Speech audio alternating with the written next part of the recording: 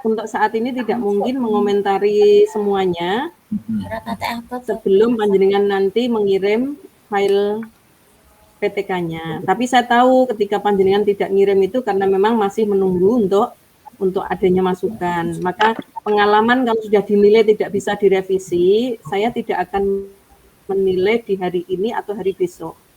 Ya, jadi panjenengan yang sudah upload kemudian ada masukan boleh direvisi. Terima kasih. Saya menilai di hari terakhir saja. Akan tetapi ada bagusnya kalau jenengan sudah mengirim, saya bisa membaca dan memberi masukan di catatan itu, tapi tidak menilai dulu, ya, karena ada pengalaman sudah dinilai ternyata nggak bisa direvisi. Secara umum, tadi intinya sudah bagus, ya.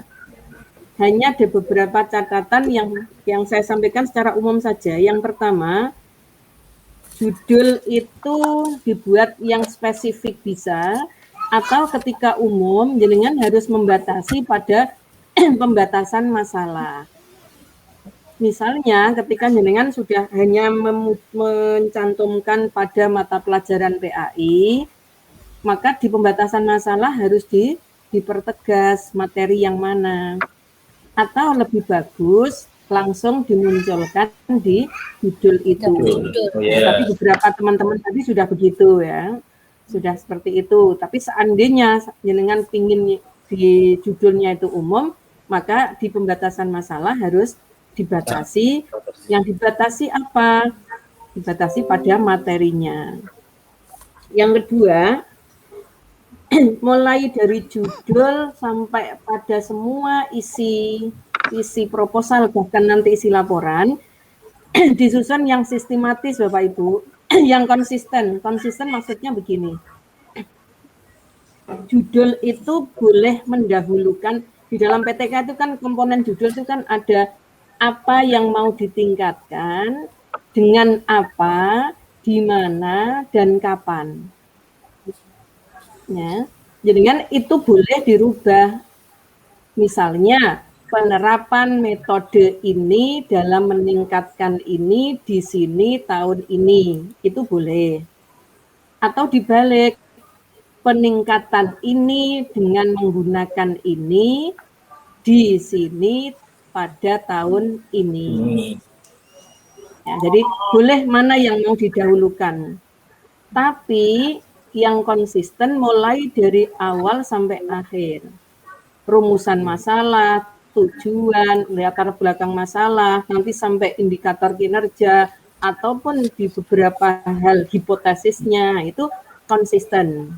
Jadi kan mau menampakkan apanya dulu. Jangan sampai siksa. Yang judulnya penerapan metodenya didahulukan, rumusan masalahnya adalah apa yang akan ditingkatkan. Nah, terkadang dua itu tidak konsisten. Boleh, apa yang mau didahulukan boleh. Itu judul. Yang kedua, di latar belakang masalah, ada beberapa Bapak Ibu dari 8 tadi yang sudah bagus. Yang paling penting di latar belakang masalah itu, panjenengan menceritakan mengapa masalah yang diteliti itu penting. Dengan meneliti tentang peningkatan prestasi belajar, tentang membaca Quran surat At-Tin. Mengapa itu penting diteliti? Nah, kemudian menuliskan kenyataan yang ada. Wes kelas 5 mau surat At-Tin saja belum bisa. Nah, misalnya kenyataannya, atau sudah bisa, namun belum memenuhi target harapan jenengan 100% misalnya. Tapi nanti di dalam merumuskan indikator kinerja juga yang tengah-tengah saja Bapak Ibu. Jangan terlalu tinggi. Kalau terlalu tinggi, 2 siklus nanti belum mencapai, jadi harus gelar siklus lagi. Misalnya 100%, nilainya 100, ya, siklus 10 kali sama enggak akan selesai. Kenapa? Karena kalau indikator kinerja belum tercapai, tidak boleh siklusnya dihentikan, maka siklus gagal itu nanti. Tapi kalau terlalu rendah indikator kinerjanya, jenengan cukup sekali saja, maka bisa diasumsikan janjian ini tidak masalah. Ya, karena hanya dirubah sedikit sudah sudah selesai kan gitu. Maka yang tengah-tengah saja indikator kinerjanya. Selanjutnya di latar belakang masalah juga diceritakan gejala kesenjangan masalah yang terjadi tadi. Terus harapan jenengan seperti apa? Terakhir, kenapa yang jenengan pilih adalah metode ini. Jangan sampai salah kalau saya menggambarkan orang yang mendeteksi penyakit dengan obatnya. Gejalanya metengnya mules, perutnya mules, ning obatnya komik. Pas enggak kira-kira? Lah ini hubungannya dengan begitu. Yang bermasalah itu adalah membaca Al-Qur'an, tapi yang jenengan dandani bukan metodenya, bukan yang sinkron dengan membaca Al-Qur'an. Itu tidak ubahnya dengan tadi. Gejalanya kepalanya pusing, tapi jenengan ngasih obatnya adalah obat yang tidak untuk menghilangkan pusing di kepala. Nah, itu diantaranya itu di latar belakang masalah. Ya. Kemudian identifikasi masalah. Maka di dalam latar belakang biasanya menggunakan pendekatan deduksi. Mulai dari cerita yang umum sampai mengerucut yang terjadi di tempat jenengan seperti apa. Ya, yang umum itu bagaimana? Yang umum itu biasanya tidak hanya terjadi di tempat jenengan. Bisa berdasarkan fakta atau lewat media massa, lewat teori yang sudah disampaikan oleh para ahli dari gejala umum itu. Nah, maka yang diidentifikasi masalah beberapa persoalan yang jenengan ungkapkan di latar belakang masalah. Jadi jangan tiba-tiba identifikasi masalah tapi tidak ada ceritanya di latar belakang masalah. Contoh seperti jenengan curhat dengan temannya, masalah saya tuh banyak, tapi jangan cerita saya begini, ceritakan dulu. Jadi masalahmu apa? 1, 2, 3, 4, 5. Cerita dari identifikasi kan setelah diceritakan keseluruhan. Nah, dari 5 identifikasi masalah, maka jenengan memutuskan 1 dibatasi pada masalahku tuh banyak. Nah, terus saya mau selesaikan yang mana? Nah, tugas ini banyak, tugas itu, tugas ini, ini, dan seterusnya. Yang mau diselesaikan yang mana? Itulah pembatasan masalah.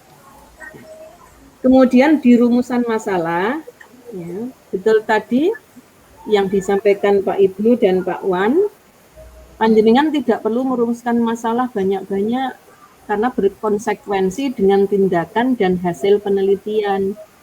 Kalau rumusannya 2, maka jawabannya harus 2, datanya harus 2, analisisnya harus 2, kesimpulannya 2. 1 enggak apa-apa. Ya. Fokus peningkatan prestasi belajar dengannya itu dengan memilihnya harus sesuai. Kenapa pakai ini? Karena materinya ini, Bu. Kenapa menggunakan ini? Itu nanti jenengan harus dituangkan di dalam teori di bab 2, Pak, Bu. Maka di dalam PTK jenengan menentukan metode yang dipakai atau penyelesaian masalahnya itu juga harus menengok ke teori. Jangan sampai metode yang jenengan ambil itu ternyata tidak ada teorinya.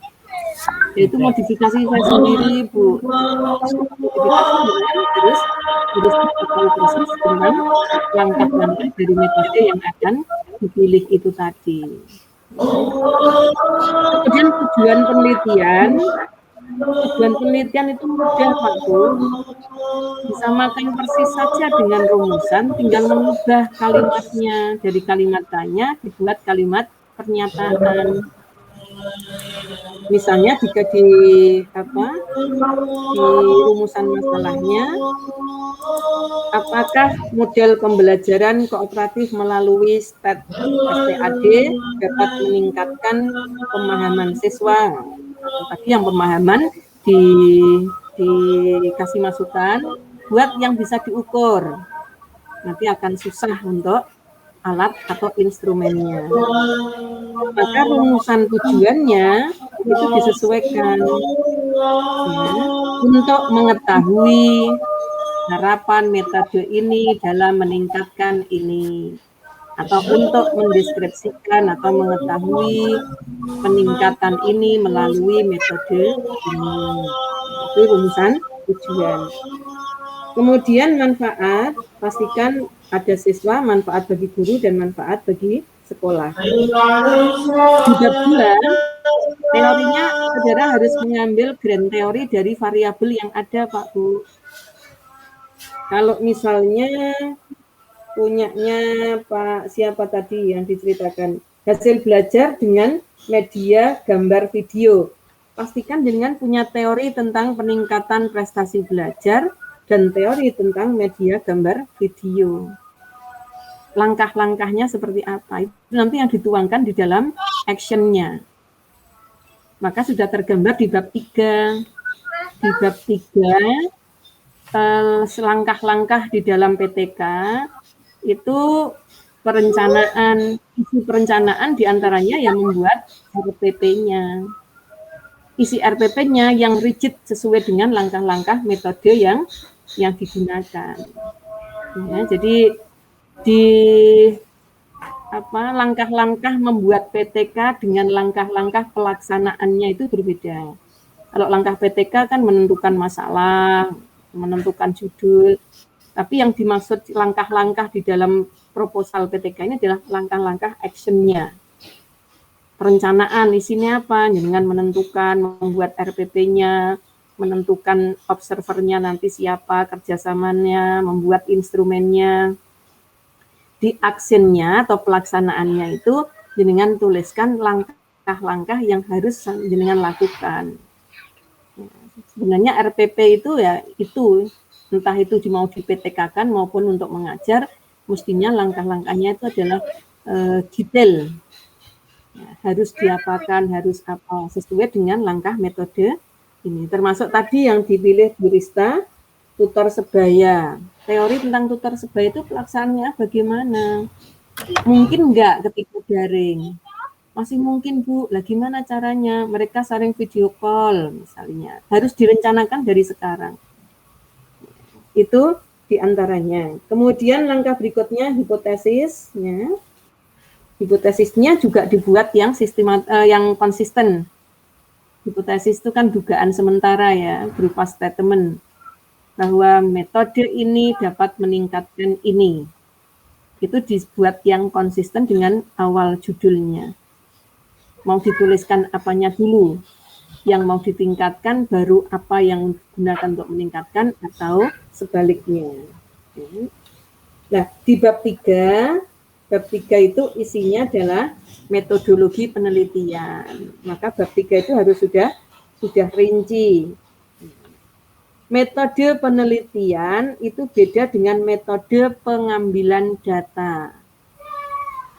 Kalau metode penelitian atau pendekatan penelitiannya atau jenis penelitiannya adalah PTK tadi.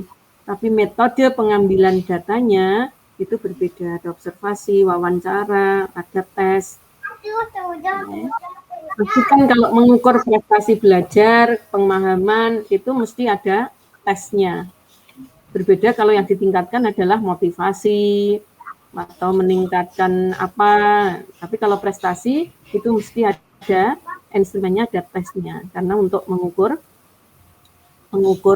peningkatan. Meningkat itu kan dari sekian menjadi sekian.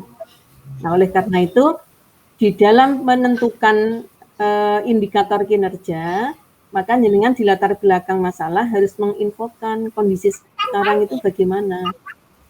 Atau kalau nanti di laporan, kondisi prasiklusnya seperti apa. Ya, satu kelas, nilai di sana, rata-ratanya berapa, yang memenuhi KKM berapa. Nanti baru disandingkan dengan siklus pertama dan siklus kedua atau seterusnya. Maka menganalisisnya diawali dari prasiklus itu seperti apa. Saya rasa secara umum itu Bapak Ibu. Kalau ada feedback, monggo kami persilahkan. Jadi saya tidak bisa ngomentari satu persatu sebelum nanti saya membaca draft proposal panjenengan. Monggo kami persilahkan. Bu Nur mau tanya. Ya. Lanjut.